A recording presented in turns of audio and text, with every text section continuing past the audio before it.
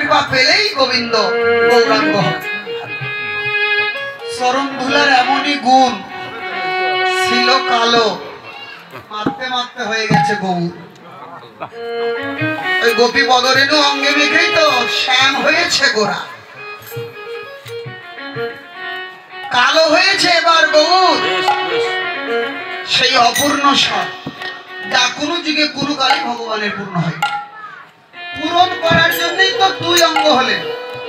রাধারানী তো আলাদা না, যেই কৃষ্ণ সেই রাধারানী। গোবিন্দের বাম অংশ থেকে রাধারানীর সৃষ্টি। প্রেয়সী, গোবিন্দের প্রেয়সী যে সে হতে পারবে না, তার প্রেয়সী তার মতোই হতে হবে। তাই দেখলেন প্রেয়সী আর কোথা থেকে সৃষ্টি করবো, নিজ অঙ্গ থেকে সৃষ্টি করলেন, বাম অংশ থেকে। লাদেনী শক্তি শ্রীমতী রাধা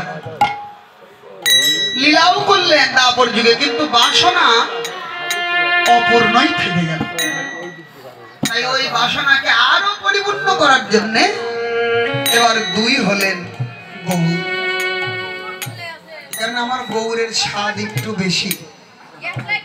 যদি গৌর না হইতো কি মেনে হইতো, কেমনে ধরিতাম দে রাধার মহিমা প্রেম রস সীমা, জগতে জানা তোকে।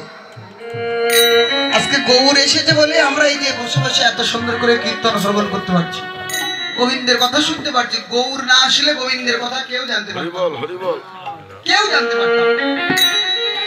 এই কারণে আমরা গৌর চরণের ঋণী, বিশেষ ভাবে ঋণী। বললো দুই এক থেকে দুই, আবার দুই এক। আস্বাদন কেমন বললো, আকাশ আর পাতাল।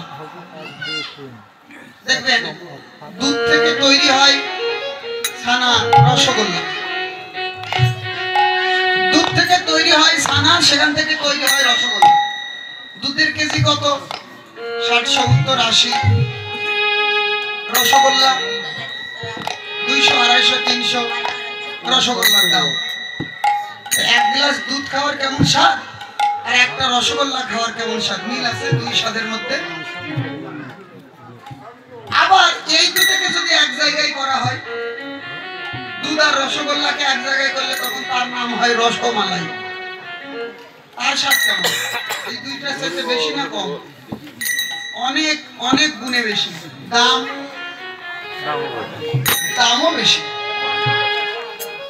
তো দুধ আর রসগোল্লা, গোবিন্দ আর রাধারানী, ওই দুধ আর রসগোল্লা তখন এক জায়গায় হলো, মাখামাখি হলো, তখনই তো হলো রসমালাই শ্রী গৌরাঙ্গ।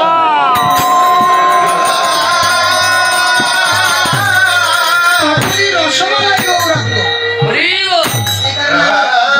আনন্দও বেশি,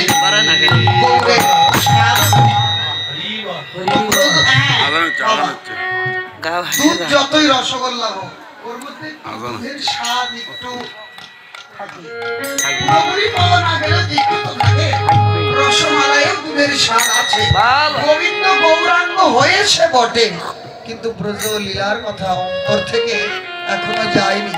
কর্তব্য বললেন ভোলে নাই, ভোলে নাই।